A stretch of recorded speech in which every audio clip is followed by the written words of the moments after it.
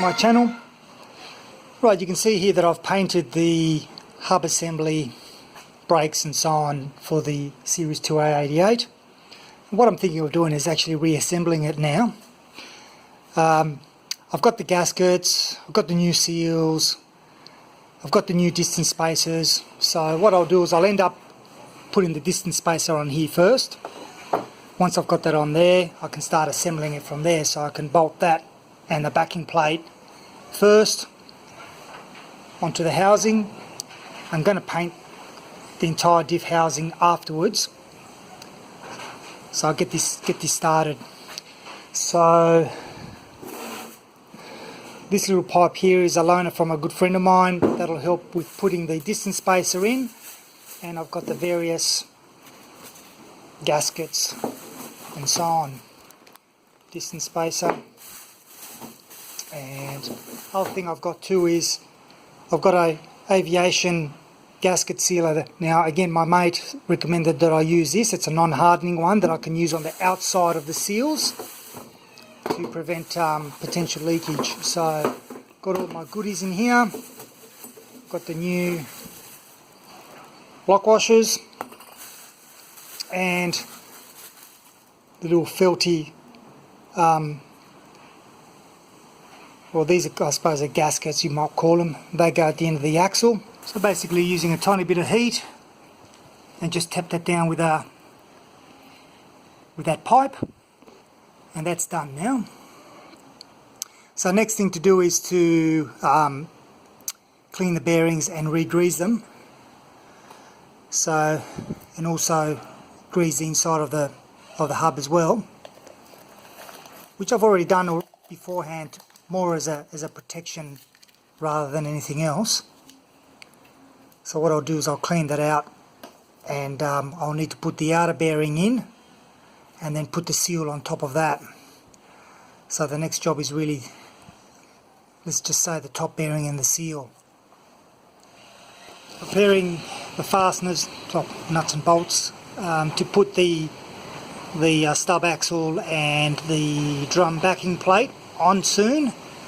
So there's two sets. Obviously this set here is for the drive flange, and this set is for the axle housing, along with the nuts and the spring washers.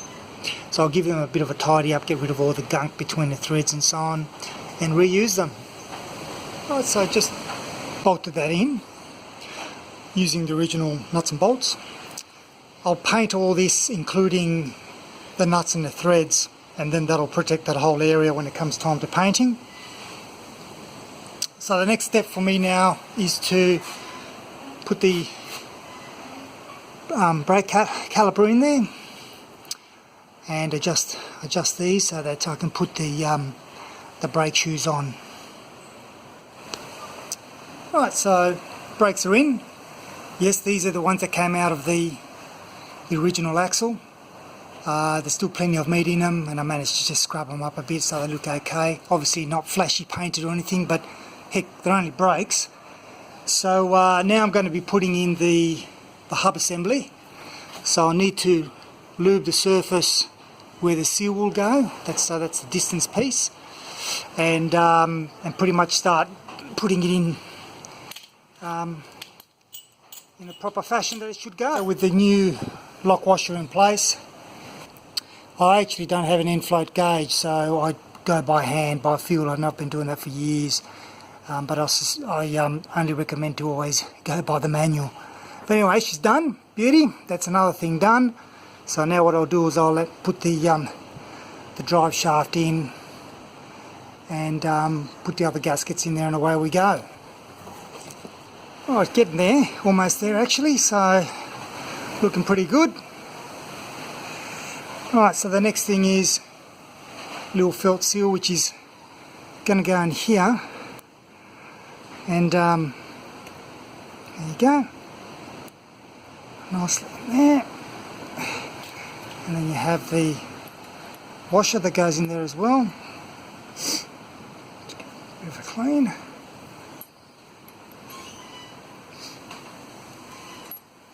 So that washer pushes that seal flush, pretty much. Then we've got the nut.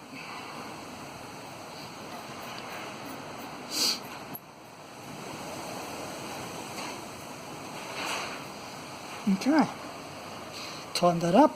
Right, so one more thing to go now, and that's to put the drum itself on, and then secure it with the 3 screws or bolts. Just removing the masking tape that I had on here. Just come up against the something that must have been a bit embarrassing, really. When I pull these out of the back of the 109, I assumed that all the brakes were 10-inch. Looks like these are 11s. So I'm going to have 11-inch fronts and backs for the 88, which is not a problem. But of course I didn't realise until now, which means that those, the drums themselves, the ones I've painted, are actually off 10-inch. And you can see here, there's the 11 and there's the 10. So you probably can see the difference there in size. So that wasn't fitting. I was trying to fit that and it was hitting the shoes were touching the edges. And of course these ones are completely, you can see they're just bastardised on the edges there. They've been smashed to bits.